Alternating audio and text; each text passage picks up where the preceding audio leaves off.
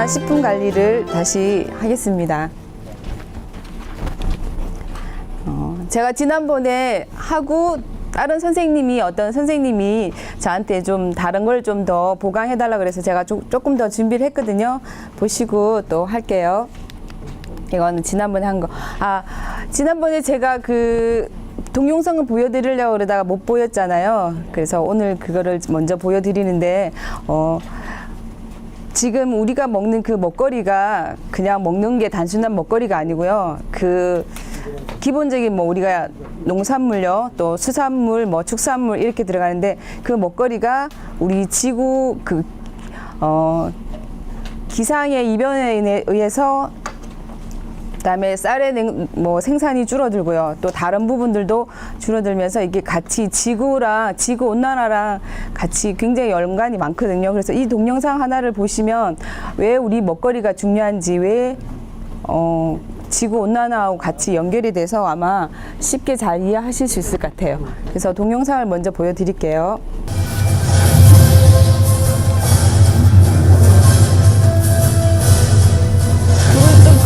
괜찮나요? 환경재해로 인한 기후변화로 몸살을 앓고 있는 지구. 과연 대한민국은 안전지대인가요?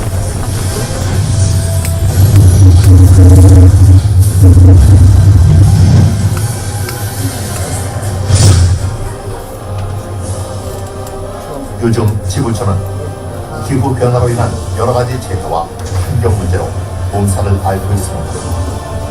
기후변화란 기후 특성의 평균이나 변동성의 변화를 통해 확인 가능하고 수십 년 혹은 그 이상 오래 지속되는 기후 상태 변화를 말하는데요. 하지만 이러한 기후 변화는 인간과 지구에게 쓰라리고 아픈 상처를 남기고 있습니다. 2007년 유엔은 기후 변화가 가지고 오는 재해들이 인간의 여러 산업 활동에서 비롯된 것이라는 입장을 내놓았고, 세계보건기구는 기후 변화로 인해 전 세계적으로 매년 150만 명 이상이 말라리아, 콜레라 등과 같은 호흡기 질환으로 사망하고 있다고 밝혔습니다.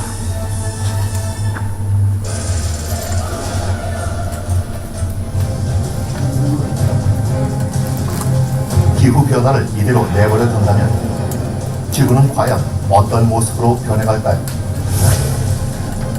많은 과학자들은 기후 변화가 생태계와 식량, 해양, 보건 등의 인간이 살아가는 데 필요한 모든 부분에 심각하고 부정적인 영향을 끼칠 수도 있다고 경고하고 있습니다. 대기 중 이산화탄소의 농도가 계속해서 증가한다면 멀지 않은 미래에는 지구상의 대부분의 생물들이 멸종하여 풀 한 폭이 나지 않는 숲에는 더 이상 동물들이 뛰어놀지 않습니다. 또한 농작물의 수확량이 감소하여 수천만 명이 굶주림에 시달리고 북극과 남극의 빙하가 녹으면서 많은 지역의 해수면이 상승하고 홍수의 위험에 노출되며 인간은 알레르기 및 전염병 등의 질병에 노출되어 지구상에 존재하는 모든 것들이 고통받을 수 있습니다. 그러나 피부로 느끼지 못해서 다른 나라에서 벌어지는 이야기라서 우리는 기후변화라는 무시무시한 시한폭탄이 터지는 것을 지켜만 보고 있는 것은 아닐까요?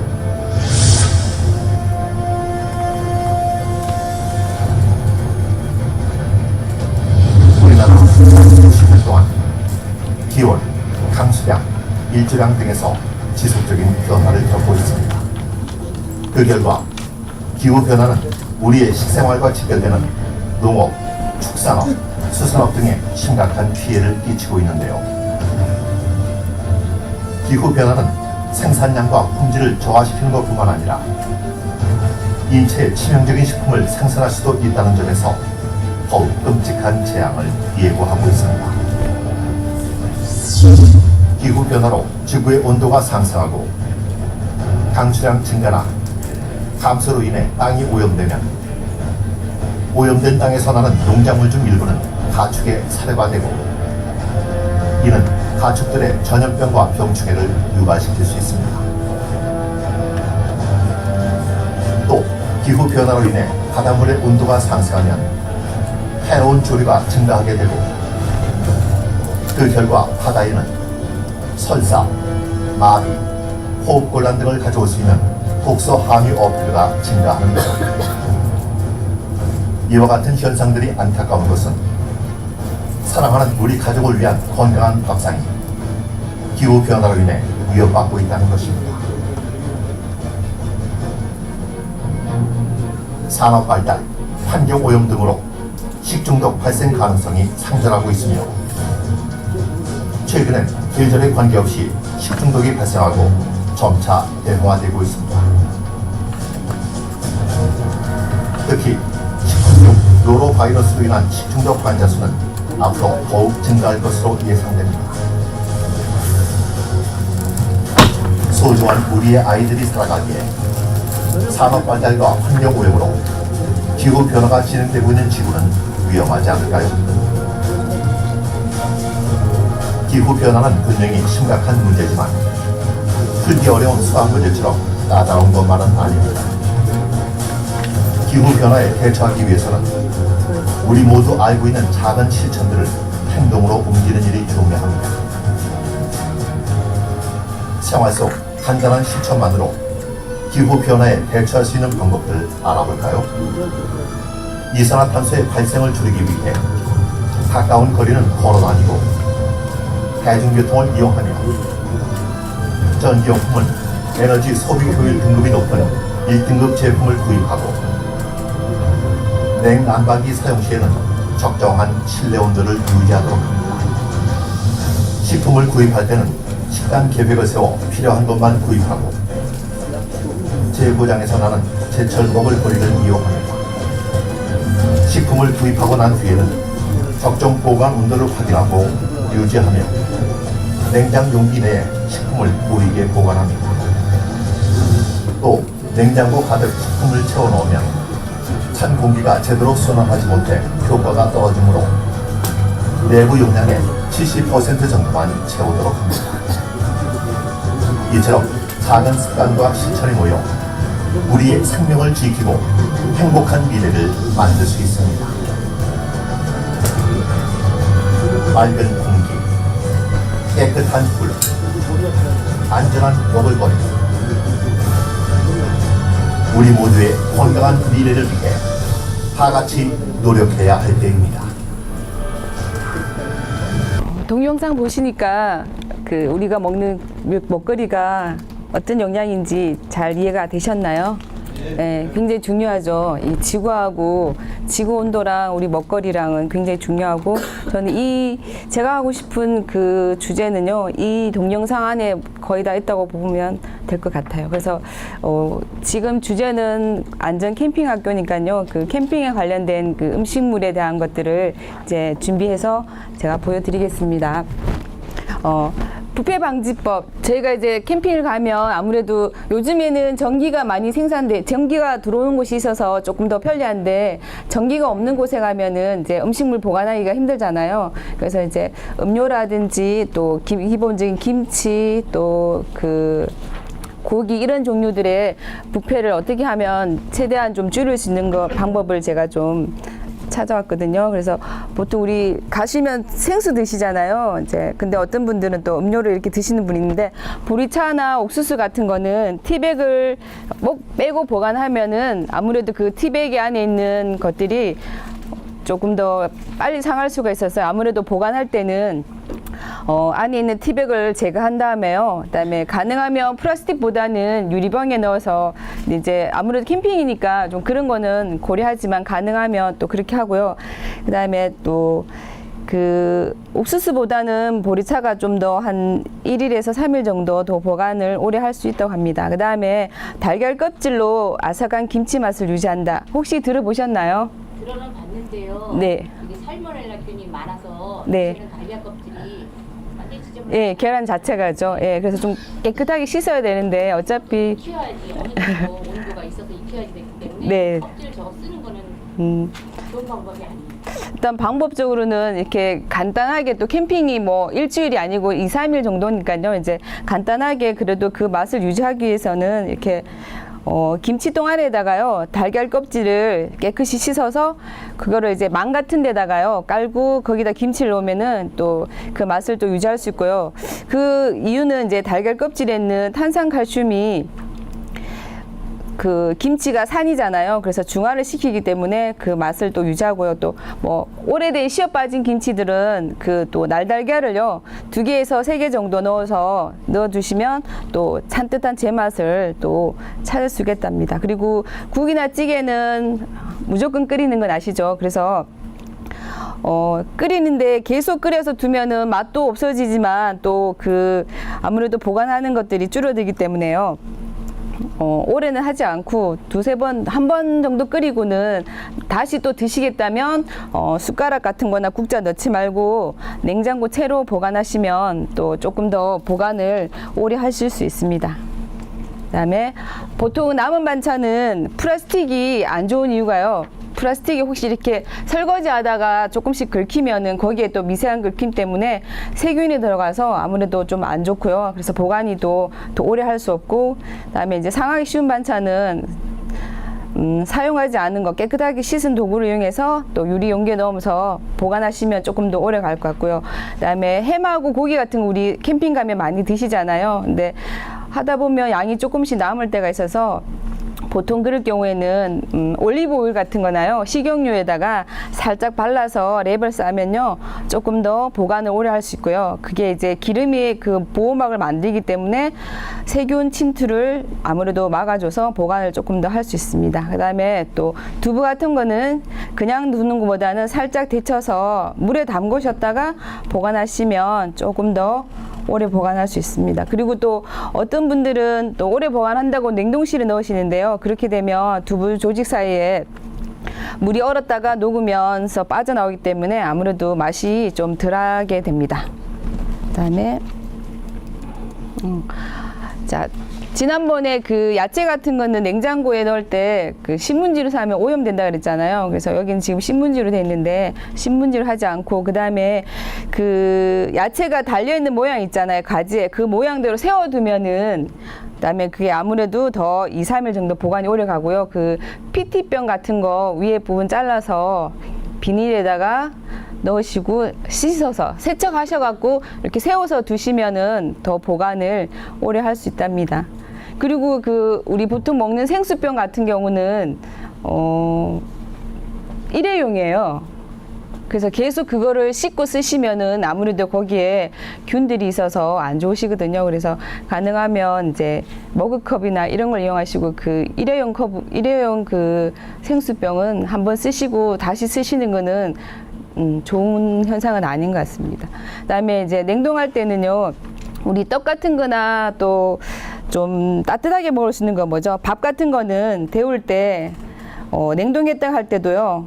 바로 뜨거울 때 냉동했다가 드시면 훨씬 더 제맛을 느낄 수 있습니다. 그다음에 우리 보통 아이들 소풍 갈 때도 그렇고 캠핑 갈 때 있잖아요. 김밥을 가져갈 때 상하기 쉬울 때는 얼린 물을 갖다가 같이 이렇게 그림처럼요. 저렇게 포장을 해서 보내면은 상하지 않고 또 맛을 유지해서 먹을 수 있습니다. 그다음에 캠핑 시 음식 보관법. 생고기보다는요 아무래도 양념을 해서 가면 또 쉽게 상하지 않고요. 또 간할 때는 또 집에서 먹는 것보다 조금 더 강하게 하시면 가서 이제 물이나 다른 야채를 이용하면은 더 보관이 오래 갑니다. 그 다음에 또 육류 같은 경우도 아까 했듯이 식용유를 발라서 진공 포장하면요 2-3일 정도 더 신선도를 유지할 수 있고, 연잎 아시죠? 우리 시흥에 연잎 많은데 그 연잎에 싸서도 그 신선함을 유지할 수 있습니다. 채소 같은 것도 미리 좀 적당량 볶거나 데쳐서 밀봉을 하고 냉동하면은 신선도도 유지하고 또 음식물 쓰레기도 많이 줄일 수 있어서 이렇게 준비해서 가시면 도움이 될 것 같고요. 그다음에 우리 유제품 같은 거 음료수는 상온에 두면 우리 팩 아시죠? 그렇게 종이팩으로 된 걸 이용하시면 아무래도 이제 여긴 지금 오래 보관하고 안전하게 보관하는 방법이니까 그렇게 가능하면 기능성 팩 같은 걸 또 이용하셔도 좋고요. 그다음에 우리 남자 선생님들은 짐 싸시면 잘 아실 것 같은데 아이스박스 넣을 때 냉동식품 하단에 넣고 또 그 위에 냉장식품 넣고 또 그 위에 페트병 같은 거 얼려서 넣으면은 아무래도 보온하고 보냉 효과가 아주 좋을 것 같습니다. 그다음에 햄 새소시도 우리 그 아까 식용유를 발라려고 그랬는데요. 여긴 또 식초도 발라두면은 또 이게 랩으로 싸서 냉장 보관해서 좋고요. 그래서 살균 효과도 있고 본래의 맛도 유지할 수 있습니다. 그다음에 버터도 있으면요, 그걸 발라두면은 또 오래 보관할 수 있습니다. 그다음에 통조림 캔 같은 경우는 뚜껑을 따는 순간 이제 산소하고 결합하니까 아무래도 부식되잖아요. 그래서 그대로 두면 또 음식에 쇳가루 냄새가 나고, 그래서 참치 같은 고기류 통조림은 개봉 직후에서 바로 옮겨두고요. 골뱅이나 옥수수 통조림 같은 경우는 국물을 따라서 찬물에 헹궈서 보관하면 또 보관을 오래 할 수 있고요. 과일 통조림은 국물까지 같이 드시면은 별도로 보관해서 같이 보관하면 될 것 같습니다. 그다음에 우리 아이들 과자 잘 먹잖아요. 그래서 과자 같은 경우 눅눅함이 싫은 경우에는 밀폐 용기다가요, 각설탕 1개를 넣으시면은 조금 눅눅한 게 좀 덜하고요. 그다음에 이 각설탕이 습기를 빨아들이면서 방지를 해준답니다. 그다음에 페트병에 담긴 탄산음료가 가끔씩 좀 남잖아요. 그러면 뚜껑을 꼭 닫은 다음에 거꾸로 세워둬요. 그리고는 그 가스가 위로 올라가는 성질이 있기 때문에 이렇게 하면 오래 두고 먹을 수 있습니다. 보통 음료수는 다 바로 드시죠. 남는 거 없이. 자, 그 다음에 조리한 후에는 가능한 빨리 먹는데 2시간 이내에 드시면 좋고요. 그 다음에 고기도 그렇고 생선도 각각 이렇게 별도로 포장을 해야지 같이 하면은 아무래도 그 즙이라든지 그런 게 나오니까 보관하기가 그렇고요. 그 다음에 물은 꼭 끓여서 드시고요. 산에 같은 데 가면 아무래도 캠핑이 산이 많잖아요.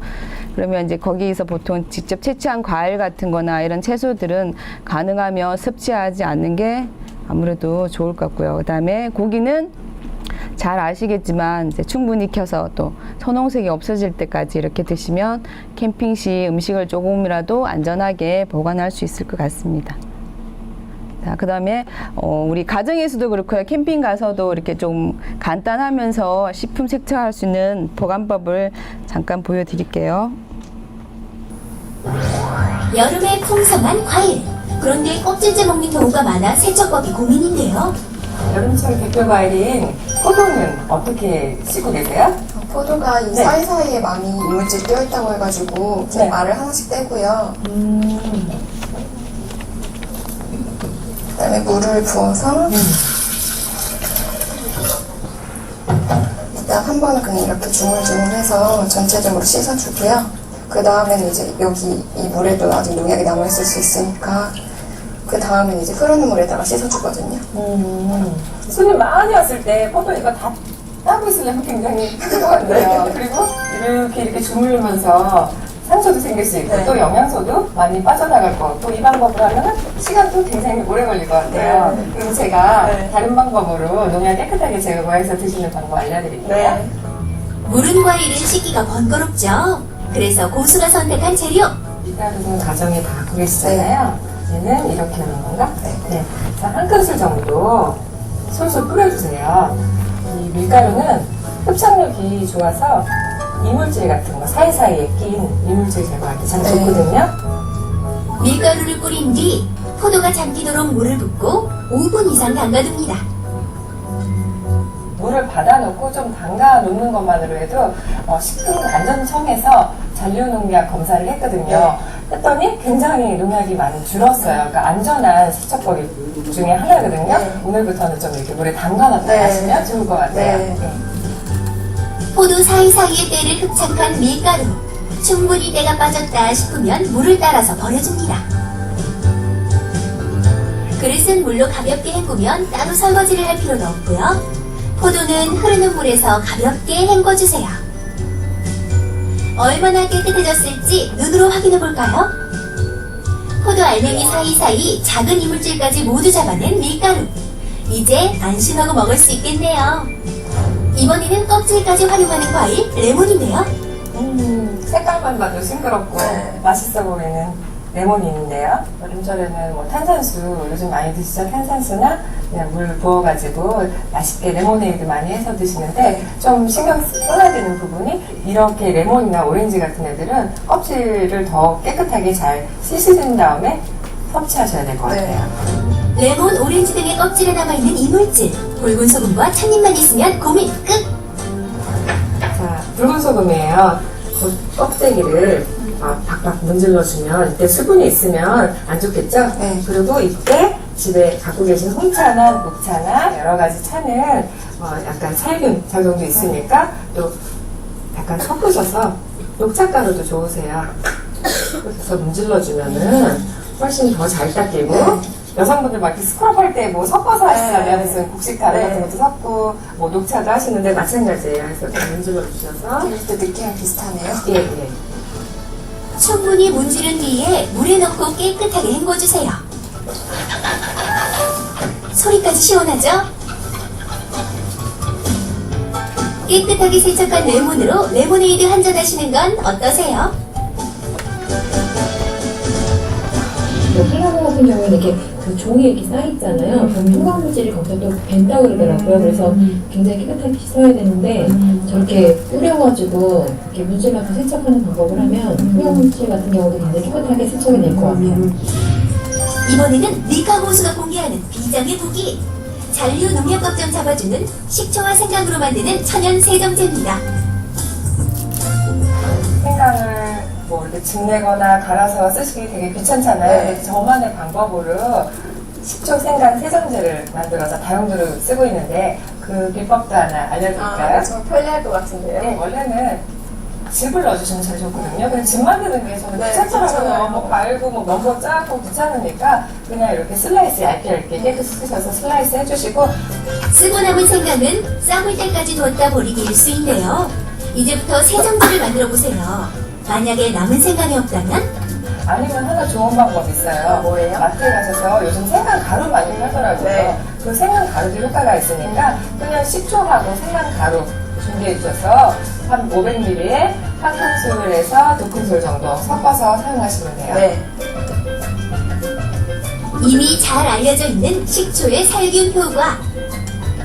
여기에 부패를 방지해주는 생강까지 더해주면 그 효과는 더욱 강력해지겠죠?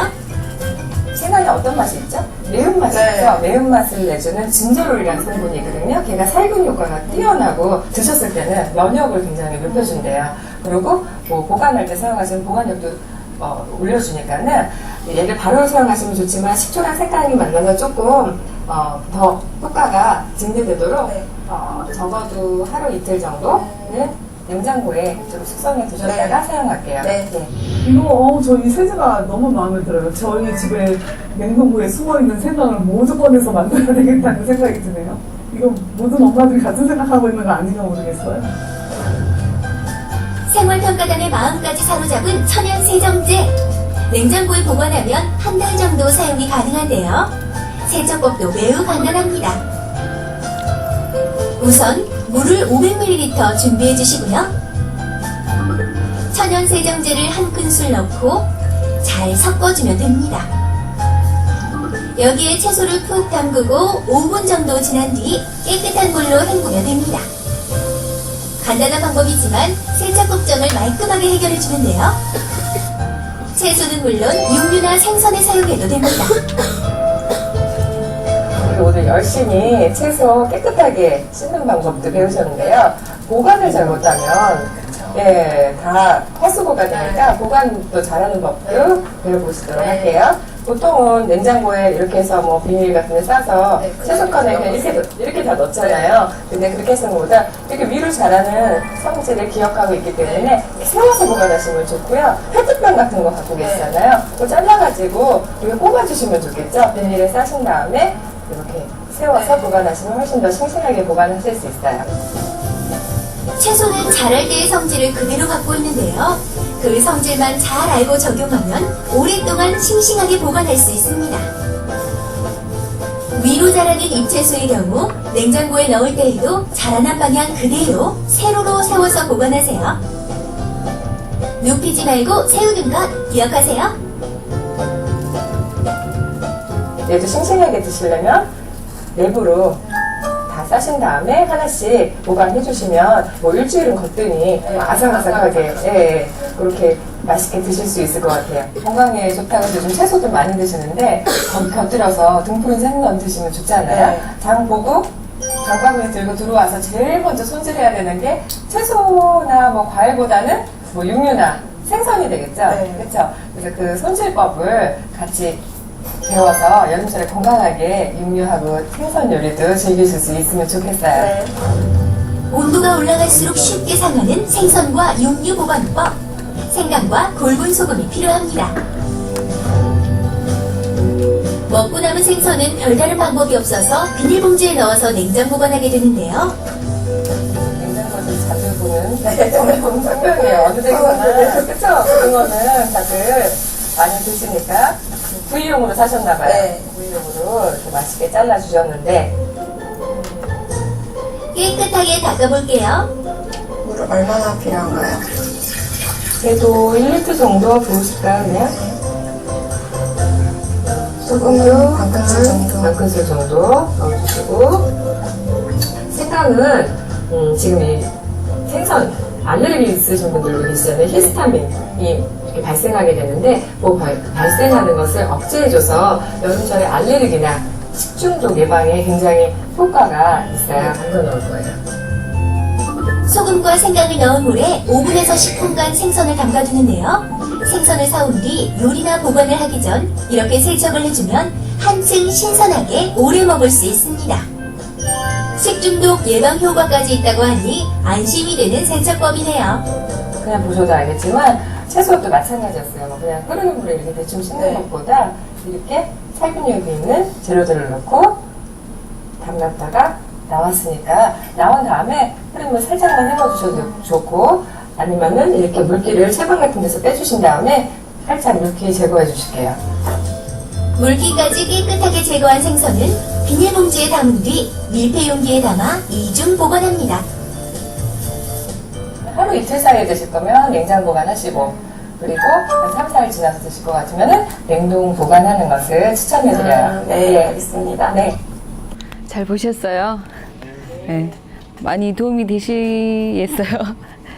집에서 한번 조금씩 귀찮더라도 해보시면 아무래도 어차피 지금 이제 계속 건강한 음식, 뭐 건강한 먹거리 이런 얘기를 했으니까 이제 이렇게 관련해서 보여드렸습니다. 제가 그 다음에 준비한 거는 제목이 건강하면서도 친환경적인 식생활해서요. 이제 캠핑하고 관련해서 저는 이제 꼭 친환경에서 나오는 뭐 그런 음식을 먹는 것도 중요하지만 그것보다는 어떻게 해서 좀 더 다른 방법으로 활용하고 그런 방법들을 이제 알려주는데 지금 로컬 푸드하고 푸드 마일리지라고 지금 제가 화면이 있잖아요. 혹시 로컬 푸드는 들어보셨나요? 네.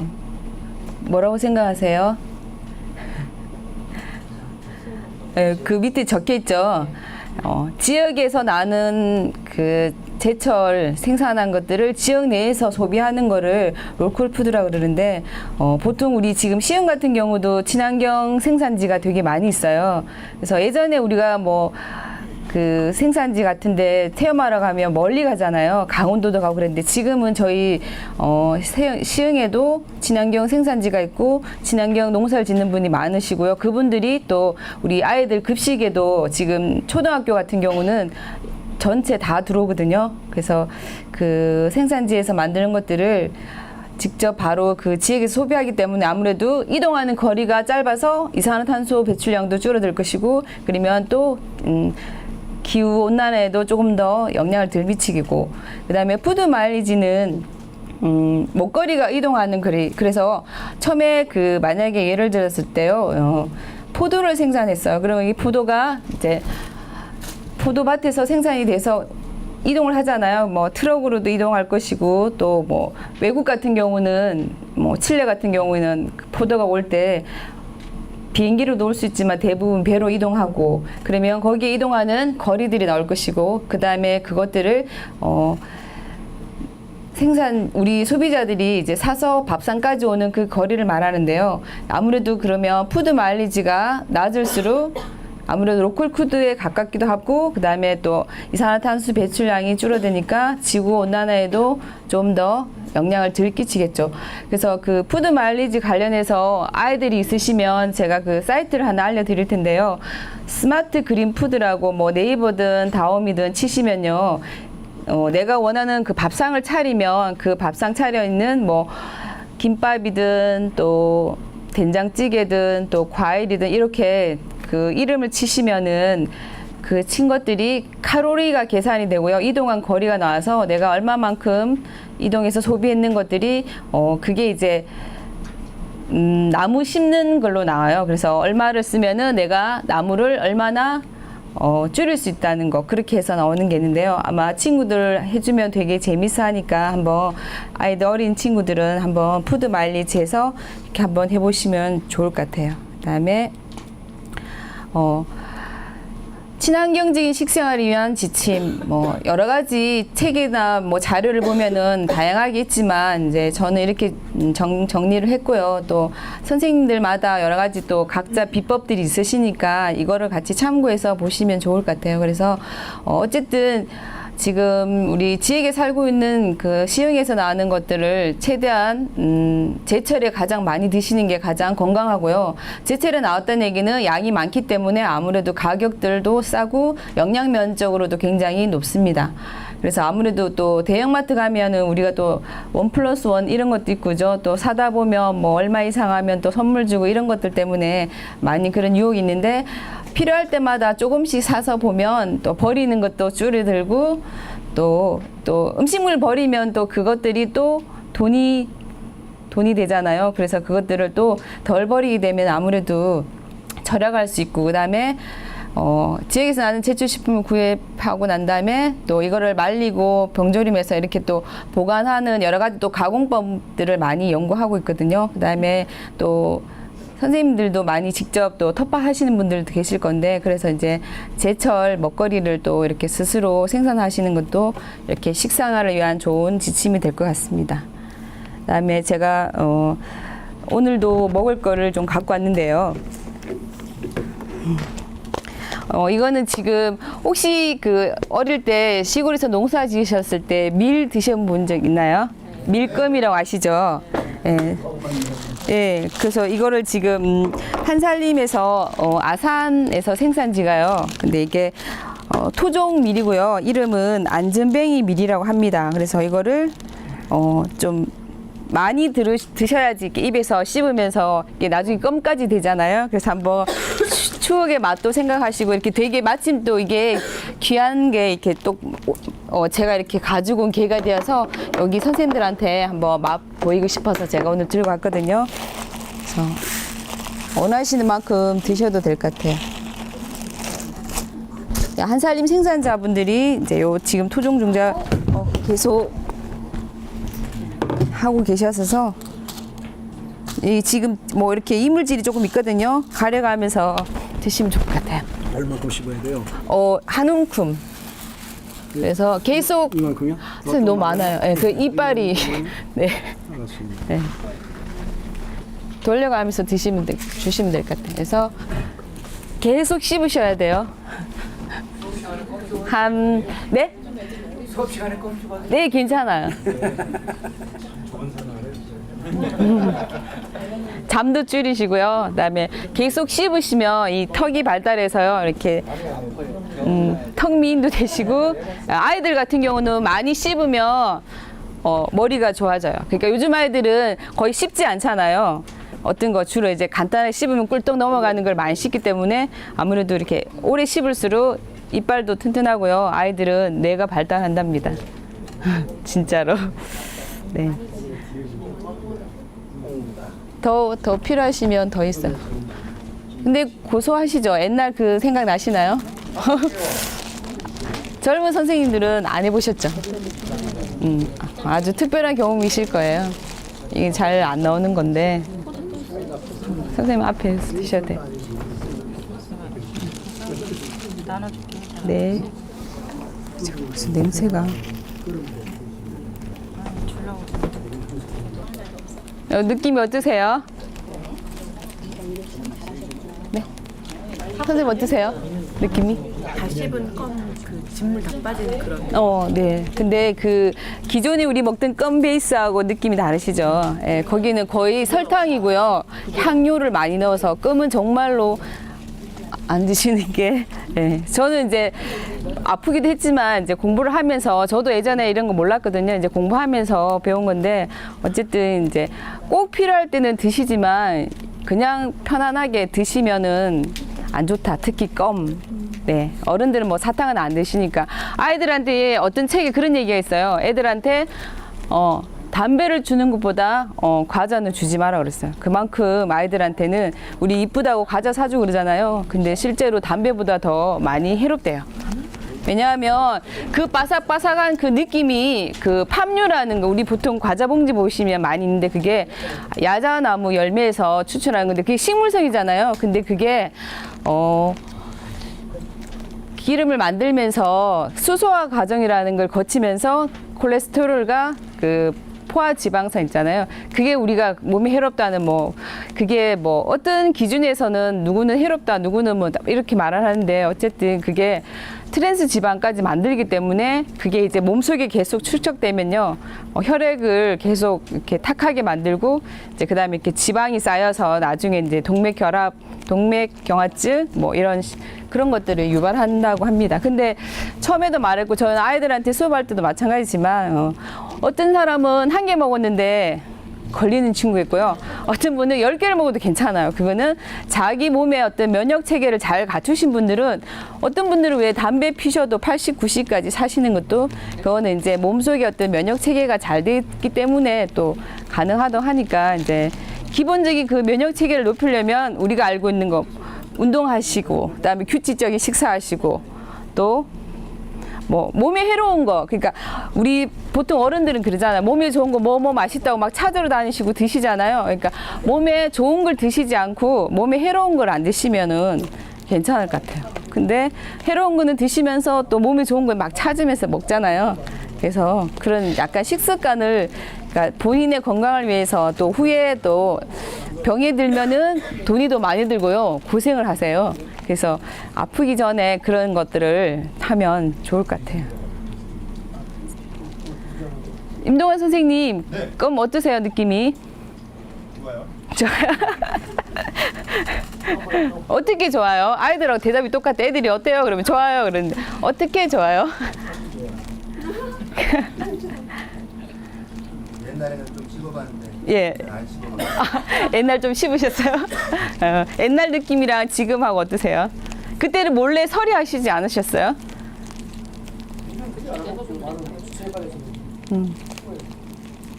공부하느냐고 그런 걸 몰라요. 아, 네. 이해 안 되시죠? 그러게요. 공부하고 좀 거리가 멀어서. 껌 드시면서 들으셔도 돼요. 제가 이제 그 다음에는 캠핑하고 관련해서 안전한 먹거리. 자, 지금 이제 특별하게 제가 이 라면을 한 거는 이유가 없어요. 그냥 이렇게 보통 인터넷에서 찾을 때 보면 이렇게 잘 나오는 거라. 지금 여기 팜유라고 적혀 있죠. 자, 원재료명에.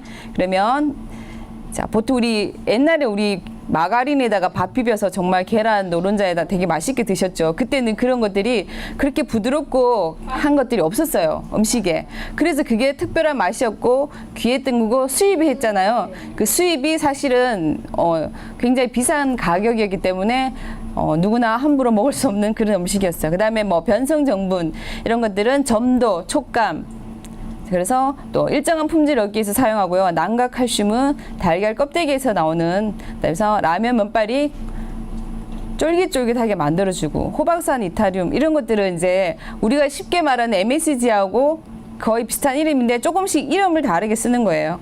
밑에 있는 이름 리보누클레오티드 이나트륨은 향미 증진제, 향을 좋게 하고 또 글루타민산 나트륨하고 혼합하면은 그 맛과 향이 정말 맛있어요. 그래서 이 둘을 또 합치면 더 맛있게 나오죠. 그래서 1일 섭취 허용량은 정해져 있지 않으니까 많이 먹을수록 아무래도 자, 그다음에 우리 포인트 할 때 그 라면을 튀기잖아요. 가능하면 튀기지 않고 해서 보통 우리 TV에도 많이 나오는데 튀기지 않고 한 번은 끓인 물에서 삶았다가 건져라는데 맛은 확실히 떨어지거든요.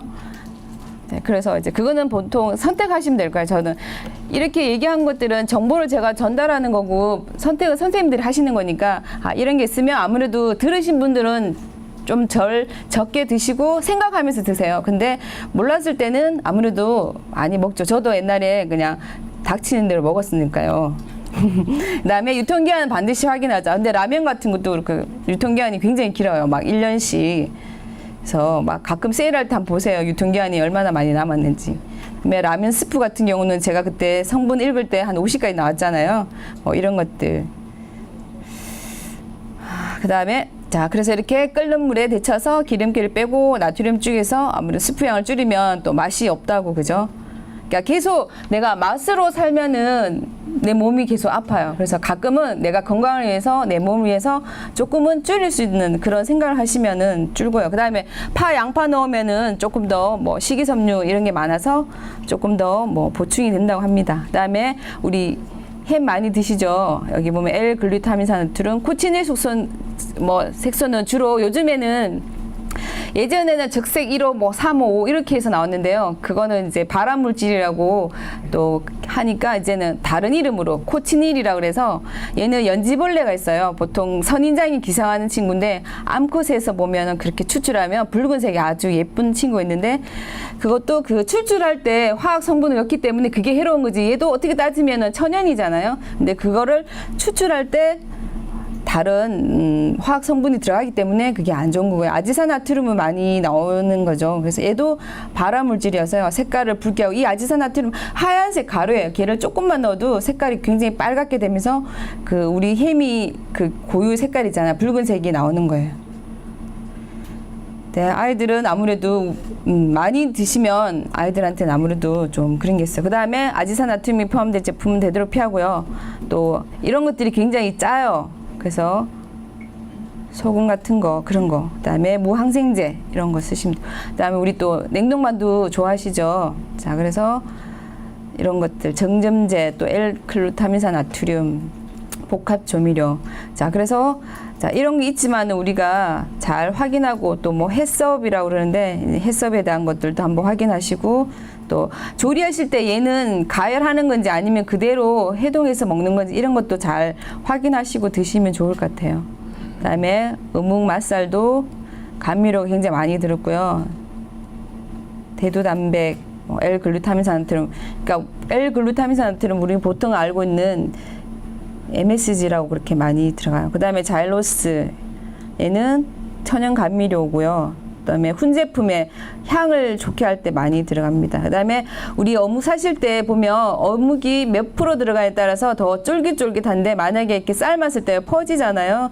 그러면 아무래도 그거는 그 어육, 연육이 좀 적게 들어갔고 그래서 가격이 좀 떨어지죠. 그래서 그걸 먹었을 때 또 식감이 좀 떨어지는데 그 다음에 보통 좀 고급 제품은요 한 80% 정도 들어갑니다. 그래서 어떤 경우에는 이제 밀가루 대부분 옛날에 그 어묵 만들 때 보면 우리 옛날에 오뎅 그랬잖아요. 그런 거는 이제 밀가루하고 전분을 많이 넣어서 양을 좀 많이 이렇게 늘리는 거. 해썹 표시에서 나오는 거요. 그다음에 젓갈 같은 경우도 예전에 알고 있던 그 뭐 사카린 그죠? 또 뭐 있죠? 네? 예, 그런 경우는 이제 이름만 또 바뀐 솔비톨 이렇게 해서 나오고요. 그다음에 또 L-글루타민산 나트륨 들어갔죠. 여기 코치닐 색소 들어가서 젓갈 보시면 색깔이 아주 빨갛죠. 그래서 그 식욕을 돋궈주는 그런 색깔이 들어가고요. 아스코르빈산 나트륨 이런 것들. 그다음에 젓갈은요. 혹시 재래식 젓갈, 저염 젓갈 이렇게 들어보셨어요? 비교하는 거. 보통 재래식으로 만든 거는 소금이 굉장히 20%까지 들어갔고요. 염장 처리해서 상온에서 보관이 가능하지만 저염 같은 경우는 소금을 조금 넣고요. 조미료를 넣어서 감칠맛을 넣어서 또 보존료까지 넣어서 이렇게 냉장 보관하지 않으면 이제 오랫동안 보관이 힘들다고 합니다. 자, 그다음에 그러면 우리가 건강한 몸과 지금 계속 이제 건강한 몸, 건강한 먹거리 이런 얘기를 많이 했는데요. 혹시 여기 13가지가 이제 제가 어떤 자료에서 보고 13가지 중에서 몇 가지 정도 하시는 것 같아요. 한번 보시면. 다 같이 한번 읽어볼게요. 1번 현미 잡곡밥을 먹자. 2번 제철에 신선한 채소를 먹자. 3번, 매일매일 콩을 먹자. 4번, 해조류도 날마다 먹자. 5번, 신선한 생물을 통째로 먹자. 6번, 제철 과일과 신선한 견과류를 즐기자. 7번, 면역 기능을 강화하는 버섯을 자주 먹자. 8번, 육류, 달걀, 우유는 귀하게 먹자. 9번, 화학 조미료 대신 천연 조미를 사용하자. 10번, 소스는 직접 만들어 먹자. 11번, 소금 대신 천일염을, 설탕 대신 조청을 사용하자. 12번, 정제 식용유 사용을 줄이자. 13번. 조금씩 간단하게 조리해 작은 그릇에 담아 바로 먹자. 네. 자, 이 70년, 맞아요. 불편하게 사시면 아프지 않아요. 근데 지금 너무 편리해져서 쉽게 하다 보니까. 자, 그러면 이 13가지를 한 몇 가지, 누가 제일 많이 실천하시는 것 같아요? 7가지요? 훌륭하십니다. 그 다음에 또 더 많으신 분. 저 선생님보다 더 많으신 분.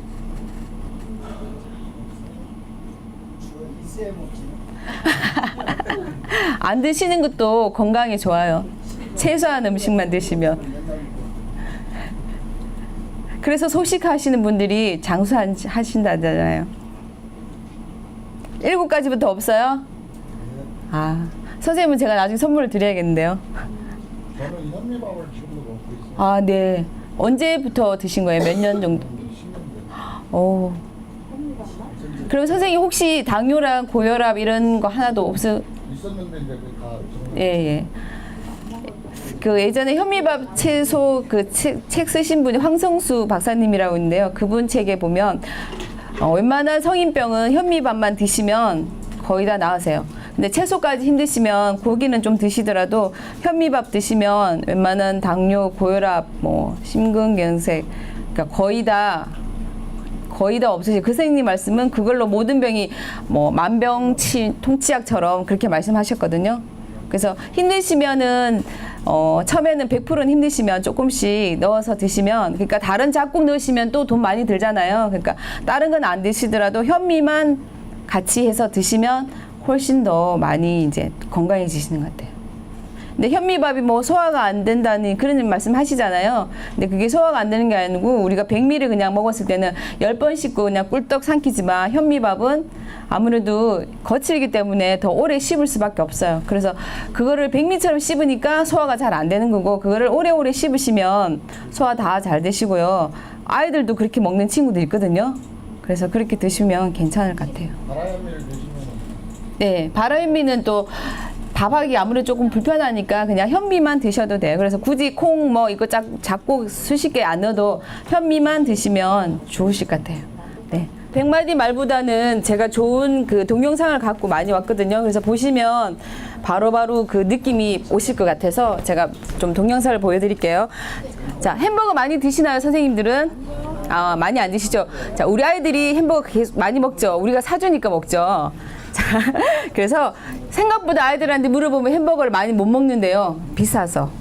아이들한테는 비싼가 봐요. 그래서 햄버거를 보시면은 또 이 햄버거가 우리 음식 먹거리와 그 다음에 기후 변화와 지구하고 다 연결이 돼 있어요. 근데 이제 거기에서 그 고기 많이 드시죠? 그 고기도 같이 얘기가 나오기 때문에 보시면은 저는 햄버거 이 동영상을 굉장히 많이 보여드리는 편이거든요. 자, 그래서 보여드릴게요.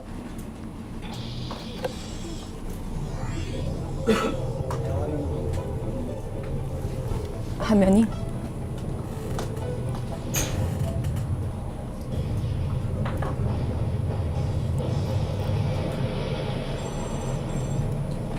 화면을 크게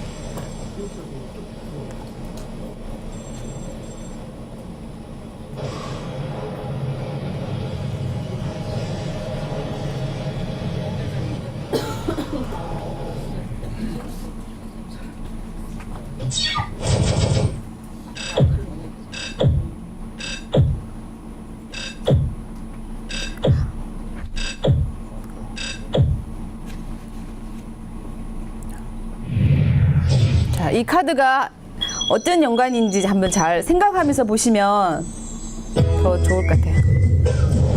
햄버거 너무 맛있게 생겼죠?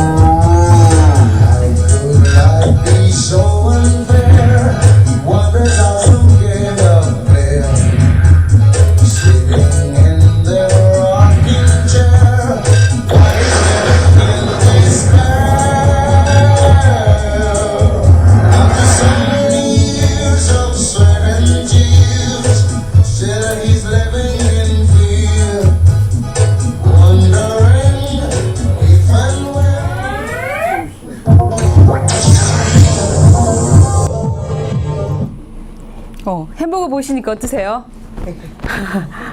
지구를 위해서 인류를 위해서 고기를 조금 덜 먹어야 되거든요. 네, 정말 훌륭하십니다. 자, 아까 그 숫자가 나왔죠. 우리가 1인분의 우유와 고기를 얻으려면 소한테 22인분의 사료를 먹여야 돼요. 근데 지금은 옛날처럼 뭐 지푸라기 이런 게 먹는 게 아니고 예전에 소는 어떻게 했죠? 우리가 같이 농사 지을 때 일했던 소잖아요. 가족처럼. 그래서 소를 안 잡고 계속 키우고 살면은 몇 년 정도 사신지 아세요? 30에서 40년요. 그럼 닭은요? 닭도 건강하게 잘 크면 10년, 15년까지 살아요. 근데 예전의 소는 일하는 소였고, 근데 지금의 소는 우리가 먹기 위해서. 그래서 이 먹으려면 소를 어떻게 해야 되죠? 거의 20개월 정도만 키우면 바로 잡아먹는데 이 친구들이 빨리 크고 빨리 자라야지 우리가 먹을 수 있잖아요. 우리 지금 식탁에 보면 거의 아이들도 학교 급식에 거의 고기 나오고요. 선생님들도 저녁에 소주 한잔 할 때 항상 고기 드시고 아이들이 고기 안 주면 밥 잘 안 먹고 그죠? 그 고기가요. 갑자기 말문이 막혔어요. 네, 그래서 예전에 그 소들은 일하는 소였지만 지금은 먹기 위해서 식육용으로 키우기 때문에 빨리 자라고 빨리 키우려면 어떻게 되죠? 근데 지금은 옛날에 뭐 집에서 한두 마리 이렇게 키우지 않죠. 대량화됐고요. 그 다음에 가축이 공장처럼 공장식 사육이라고 그래요. 사육. 그렇게 해서 몇십 마리, 몇백 마리씩 키우면서요. 아무래도 같이 모여 많이 있으면 어떻게 병 걸리잖아요. 그래서 또 항생제 넣고 빨리 자라야 되니까 성장 촉진제 넣고 그리고 고급 그러니까 이제 빨리 자라기 위해서 좋은 그 단백질 그래서 콩, 옥수수를 먹여요. 아까 보셨죠? 옥수수 소를 키우려면 개들이 먹는 사료를 키우려면 산림 지금 열대우림 다 파괴되고 있고 지금도 축구장만한 한개 그런 열대우림들이 다 계속 파괴되고 있대요. 왜냐하면 그 소를 키우기 위해서. 그래서 햄버거 하나에 이렇게 많은 심오한 진리가 있었어요. 그래서 선생님들도 한 번 사달라고 그럴 때 또 한 번만 다음에 사줄게 이렇게 해서 몇 번씩 미루면 지구가 조금 덜 아프지 않을까요? 자, 그러면 제가 또 재밌는 닭에 대해서 치킨 많이 드시죠? 오늘 또 방송에 구구의 날이라 그래서 오늘 치킨이 엄청나게 불티나게 팔린다는데 자, 그러면 이 닭에 대해서 한번 또 보여드릴게요.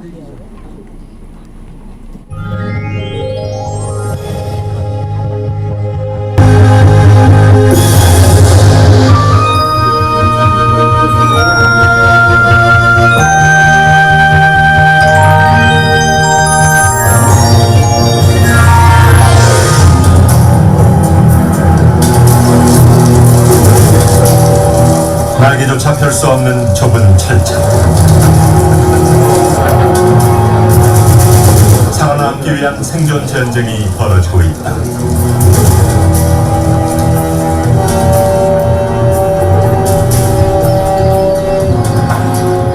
선택되지 못한 수평아이들은 바로 도태된다.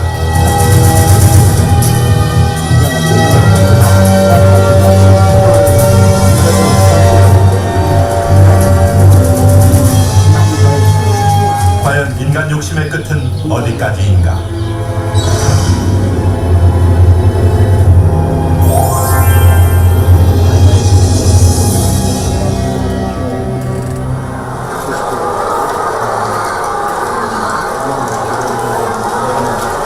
닭 사육이 대량화되면서 배터리 케이지라는 닭 사육틀이 개발됐다. 단지 편리하게 관리하기 위해서다.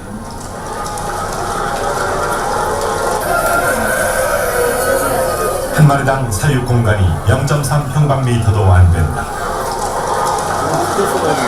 휴지 정도 사이즈가 돼요.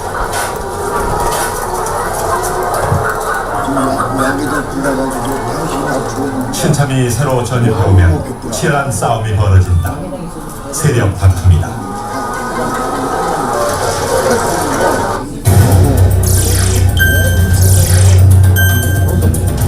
가로 세로 30cm의 좁은 철창에 칸칸마다 닭 3마리씩 넣어놓았다.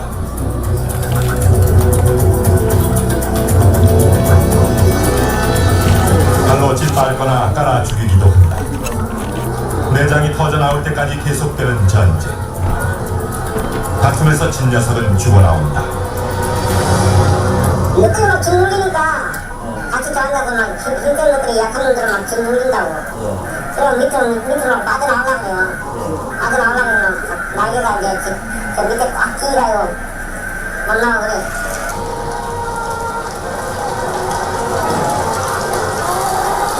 모든 시설은 자동으로 작동된다.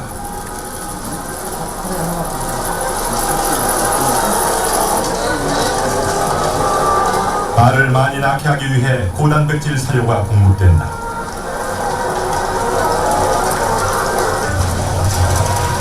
닭들은 이곳에서 많이 먹고 알만 잘 낳으면 된다. 그렇게 하기 위해 하루에 사료가 3, 4회 공급된다. 이 닭이 죽기 전에 여기서 못 나와요. 알 낳을 때까지 계속 죽으면 나올 수 있어요. 아무리 사료가 많아도 먹지 못하는 녀석이 있다. 약한 녀석은 머리조차 내밀기 힘들다. 겨우 2마리가 목을 내밀고 사료를 먹을 수 있을 정도다.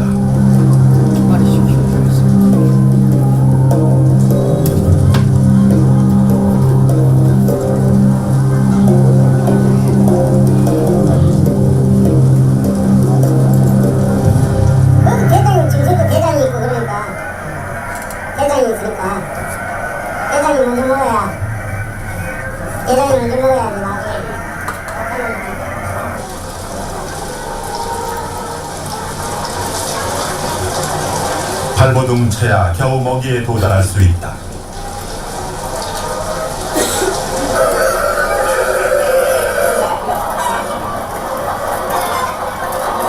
닭은 원래 호기심이 많은 동물이다. 낯선 사람과 주인 발자국 소리를 구별할 정도로 영리하다. 한 마리가 울기 시작하면 나머지 닭들도 울어댈 정도로 예민하기도 하다. 군중 심리가 있어 몰려다니기를 좋아하는 습성을 가지고 있다. 케이지 사육은 닭들의 이러한 본성을 철저히 무시한다.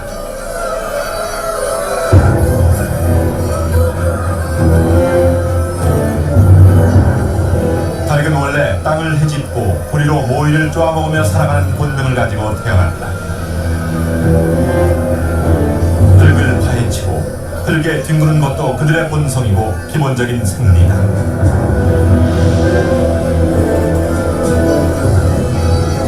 그러나 비정상적인 사육은 비정상적인 결과를 낳고 있다.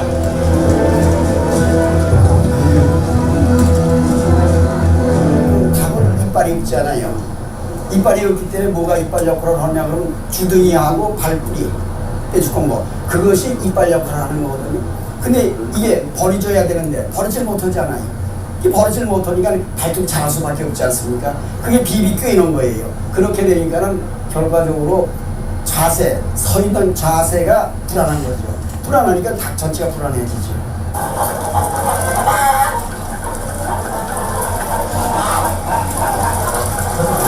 물 먹는 솜씨가 보통이 아니다.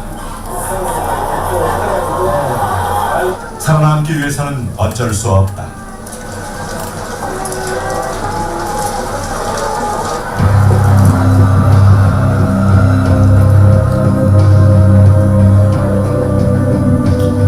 견디기 힘든 스트레스는 공격적 행동으로 표출된다.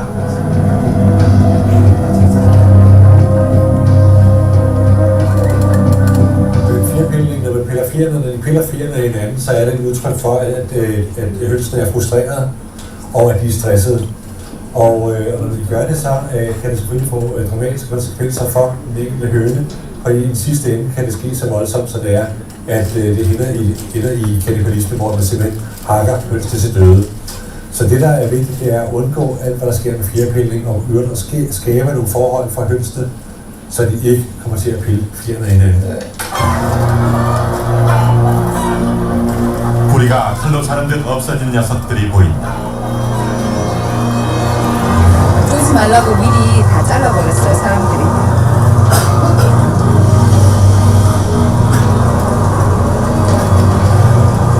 자르니까 먹기도 불편하겠죠.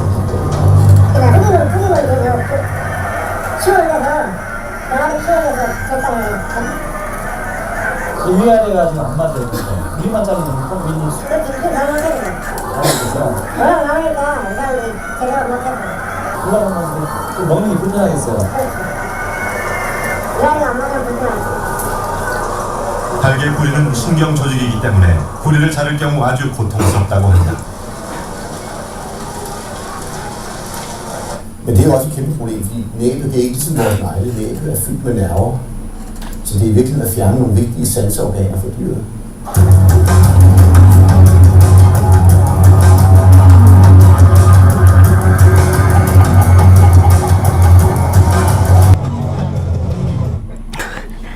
이게 지금 40몇 분이라서 다음에 혹시 또 기회가 되면 보여드리고요.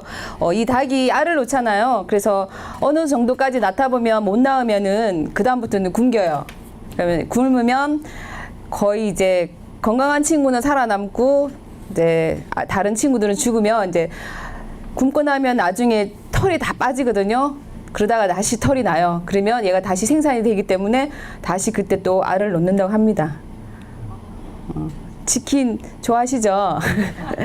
가끔 생각하시면서 드시면 아니에요. 우리 인간들은 또 망각이 있어서 또 맛있게 드세요. 보시고 난 다음에도 제가 그 다음에 보여드릴 게 되게 많은데 마지막으로요. 재미있는 노래 한 곡 하시고 이제 끝을 낼게요. 따라 하시면 쉽게 그냥 하실 수 있을 것 같아요. 나머지들은 또 제가 또 초대를 받으면 기회 되면 캠핑하실 때 부르시면 또 같이 보여드리고 할게요. 밥송을 보여드릴게요. 자.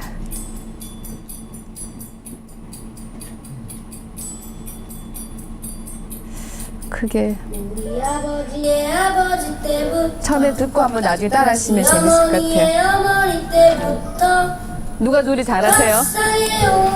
마이크. 나를 키워주고 못해요 보세요. 기타를 이제는 알 것 같아.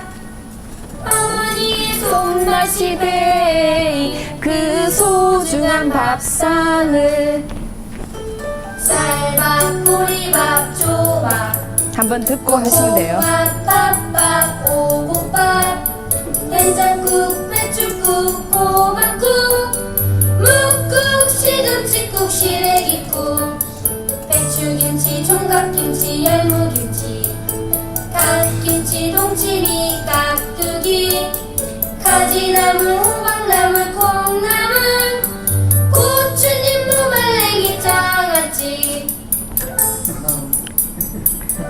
우리 보면은 우리 농가 밭에 자라는 우리 농산물이 최고죠. 노래 쉽죠? 다시 한번 들어볼까요? 자, 한번 큰 소리 같이 따라 부르세요. 아이들 잘 따라해요. 재밌게. 박수 치시면서.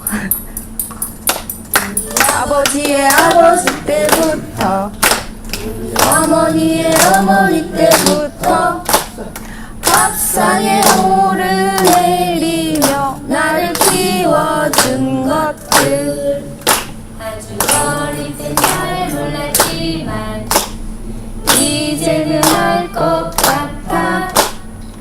어머니의 손맛이 배인 그 소중한 밥상을 쌀밥, 보리밥, 조밥, 콩밥, 밥밥, 오곡밥, 된장국, 배추국, 호박국, 묵국, 시금치국, 시래기국, 배추김치, 총각김치, 열무김치, 갓김치, 동치미, 깍두기, 가지나물, 호박나물, 콩나물, 고추잎, 무말랭이, 장아찌.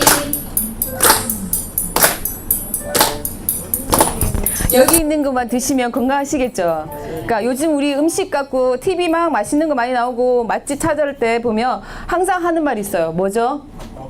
어릴 때 엄마가 해주던 맛, 할머니가 해준 맛. 계속 그 얘기잖아요. 그러니까 우리는 그 어렸을 때 옛날에 먹었던 그 추억을 찾으면서 그게 바로 우리 건강을 위한 밥상인 것 같고요.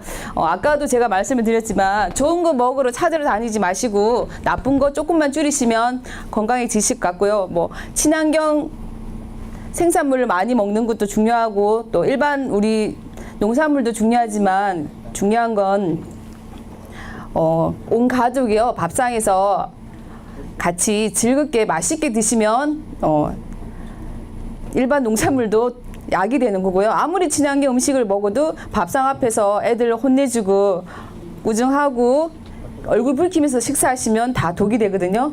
그래서 항상 맛있는 밥상, 건강한 밥상 생각하시면서 항상 건강했으면 좋겠습니다. 감사합니다.